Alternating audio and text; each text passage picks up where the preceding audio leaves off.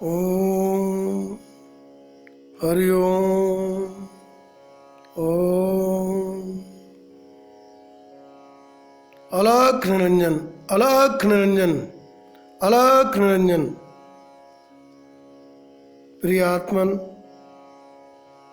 आइए इस अखंड महायोग में पतित पावनी माँ गंगा तट ऋषिकेश में हम आपका हार्दिक अभिनंदन करते हैं। आज का जो हमारा विषय है वह है अनाहत चक्र।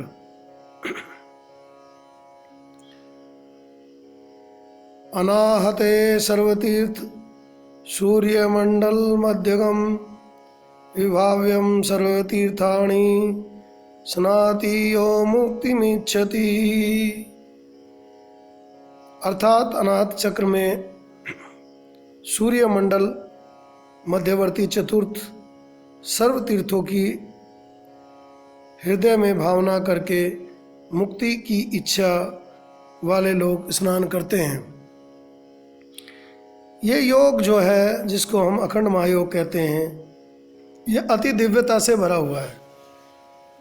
ये यथा ब्रह्मांडे तथा पिंडे,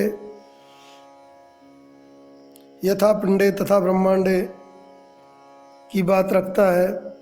जो पिंड में है वही ब्रह्मांड में है, और आपको सारी की सारी अनुभूति आपके शरीर में ही अनुभूत हो जाए और इसी जीवन के रहते हुए उस परम का आनंद आप प्राप्त कर लें जिसके लिए ये जीवन पाया था। यही इसका मुख्य उद्देश्य है। उस उद्देश्य की पूर्ति के लिए हम लोग चक्र रहस्य नामक पुस्तक जो अखंड महायोग की है उसके कुछ अंशों को आपको प्रकट कर रहे हैं। विस्तार से पुस्तक में आपको मिल जाएगा,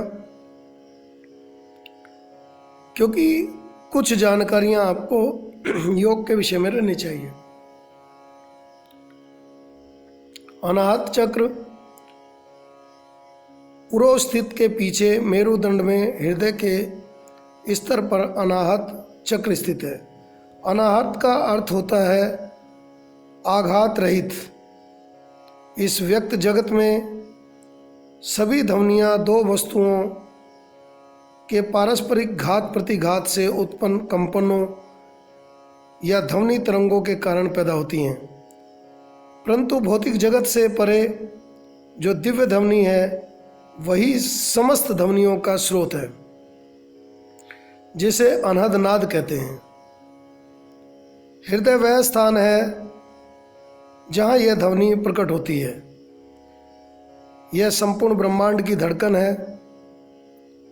योगी ही इन आंतरिक अजन्मे और अनंत स्पंदनों का अनुभव कर सकता है। इस चक्र का प्रतीक 12 पंखुड़ियों वाला नीला कमल है। कमल के मध्य में षटभुज है, जिसकी रचना 2 मिले हुए त्रिभुजों से हुई है। यह वायु तत्व का यंत्र है। इसका बीज मंत्र यम है और वाहन शीघ्रगामी काले रंग का मृग है। यह मृग सतर्कता एवं करुणा का प्रतीक है। अनाहत चक्र अहेतुक प्रेम का केंद्र है। इस स्तर पर वसुदेव कुटुंबकम एवं सहिष्णुता के भाव का उदय प्रारंभ हो जाता है। सभी प्राणियों के प्रति स्वीकृति एवं स्नेह का भाव आने लगता है। शारीरिक स्तर पर अनाहत का संबंध हृदय, फेफड़े, रक्त परिसंचरण एवं श्वसन प्रणालियों से है। पांडु रोग, धड़कन बढ़ना, उच्च रक्तचाप, क्षय रोग, दमा और श्वसन संबंधी रोगों से पीड़ित व्यक्ति आसन एवं अन्य योगाभ्यास करते समय अनाहत चक्र का ध्यान कर सकते हैं। अनाहत चक्र पर ध्यान करने के लिए नीले कमल या 2 गुथे हुए त्रिभुजों से निर्मित नीले षटभुज का मानस दर्शन करना चाहिए, जिसके मध्य में एक छोटी सी ज्योति प्रज्वलित है। कल्पना करें कि वायु रहित स्थान पर यह स्थित निष्कंप ज्योति है एवं जीवात्मा का प्रतीक है। जो सभी प्राणियों के अंतःकरण में विद्यमान है और सांसारिक प्रपंचों से अप्रभावित रहता है। मणिपुर चक्र के ऊपर 12 दलों वाला अनाहत चक्र हृदय के ऊपर स्थित है। यह सभी चक्रों से अलग प्रकार की शक्ति रखने वाला और सर्वदा शक्ति संपन्न होता है। इस पर ध्यान करने से सभी निचले चक्रों को भी जागृत किया जा सकता है। इसकी शक्ति का पारावार पाना अत्यंत कठिन है। अनाहत चक्र सुषुम्ना के अंतर्गत हृदय के मूल में स्थित है। यह जीव का आवास है। इसी में आशा, चिंता, संदेह, अभिमान एवं अहंकार जनित संवेग आदि का निवास है। इस पर ध्यान लगाने से बुद्धिमता, शुद्धता, इंद्रियों का नियंत्रण आदि की प्राप्ति होती है। श्वासों और प्राणों पर अधिकार प्राप्त हो जाता है। अनेक सिद्धियों का आरंभ इस चक्र के भेदन से होने लगता है। प्रेम, सत्यता, दया, क्षमा, करुणा, विवेकशीलता, अहिंसाता, निर्लोभता, स्थायित्व और नियंत्रण आदि गुणों का उदय इस स्थान पर गुरु कृपा द्वारा प्राण को ले जाने से हो ही जाता है। अनाहत चक्र में ही एक लिंग का होना भी महर्षि लोग मानते हैं। इसके ऊपर हृत्पुंडरी कमल का निवास है, जहाँ योगी लोग अपने आराध्य देवता का ध्यान करते हैं। अनगिनत महर्षि जब कठोर तपस्या करते थे या योग साधना में दृढ़ संकल्प के साथ सत्यनिष्ठा पूर्वक घोर रूप तप को में लगे रहते थे, तब इंद्र आदि देवताओं की अधिकांश रूप से चिंता हो जाती थी कि यह तपस्वी कहीं उनके सिंहासन को छीनने हथियाने के लिए तो तपस्या नहीं कर रहा है।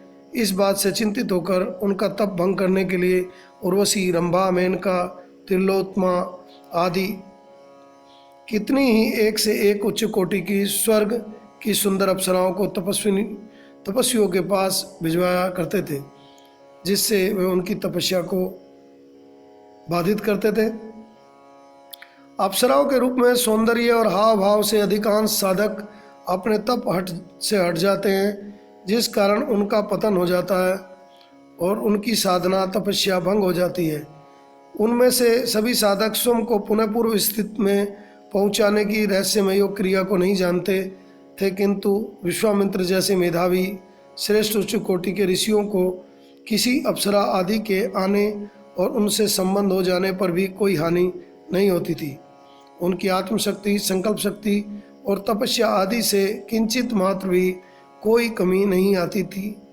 ऐसे तेजस्वी ऋषि हृदय चक्र पर तत्क्षण पूर्व संयम करके पुनः पूर्वावस्था में लौट जाते थे। उनकी शक्ति का किसी प्रकार का ह्रास नहीं होता था।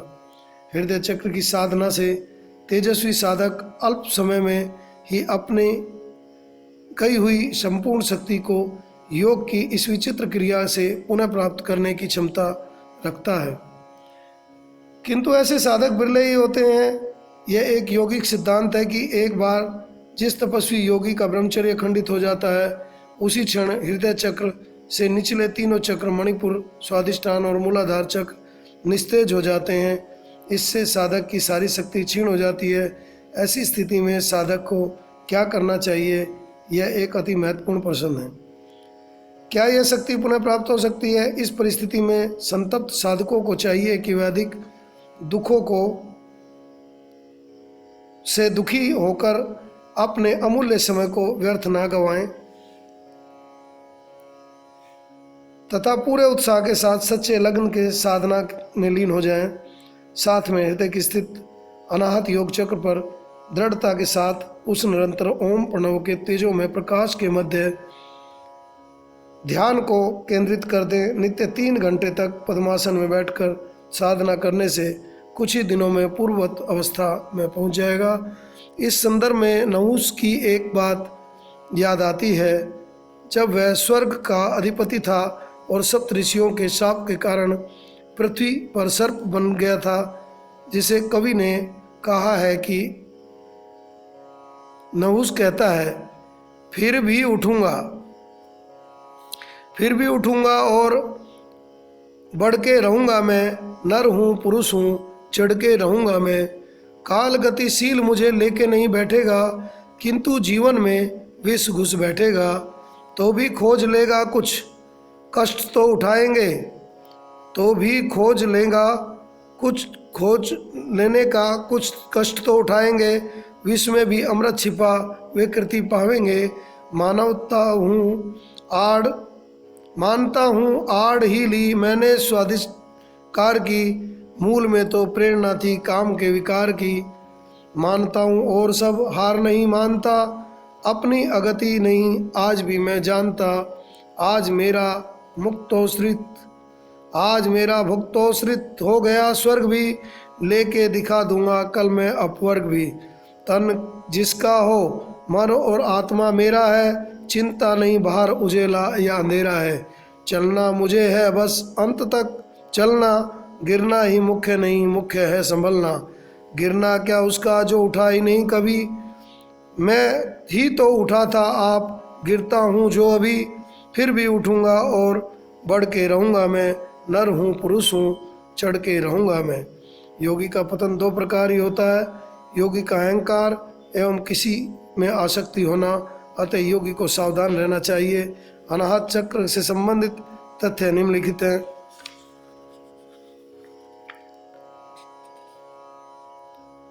चक्र का यौगिक नाम अनाहत योग चक्र। यह चक्र हृदय चक्र एवं हृदय कमल के नाम से भी जाना जाता है।